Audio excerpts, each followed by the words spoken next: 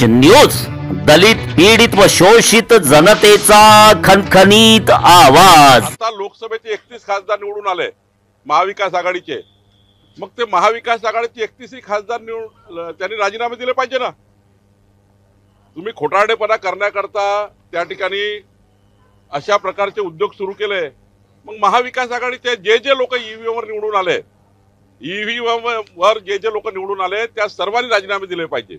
आमच्या निवडणूक जे काही पराभव झाला त्यातनं आम्ही काही शिकलो आणि त्यातनं आम्ही पुढे गेलो। पवार साहेबांनी या पराभवातून शिकलं पाहिजे आणि पुढे गेलं पाहिजे। खोटेपणा किती कराल तुम्ही आणि या वयात किती खोटेपणा कराल असं मला वाटतं।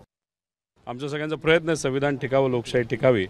आमची विनंती आहे की जी काय आमच्या मनामध्ये शंका आहे किंवा लोकांच्या मनामध्ये शंका आहे ती कुठेतरी इलेक्शन कमिशनली ही त्याला क्लॅरिफिकेशन हे दिलं पाहिजे। लोकांची हिंमत आणि लोकांचा जो प्रयत्न याला पाठिंबा देण्यासाठी आदरणीय पवार साहेब आणि काही काँग्रेसचे नेते सुद्धा तिथे गेलेले। लोकशाहीमध्ये सगळीकडे न्याय दिला गेला पाहिजे। महाराष्ट्रातले लोकसभा आणि विधानसभा परत एकदा बॅलेट पेपरवर जर हे सरकार घेत असेल, इलेक्शन कमिशन घेत असेल तर त्याचं स्वागतच केलं पाहिजे आणि त्या पद्धतीने मग आम्ही आमचे राजीनामे देऊन परत एकदा लढायला तयार। जास्त लाईक करा, शेअर करा आणि आमचे YouTube चॅनल सबस्क्राईब करा। धन्यवाद।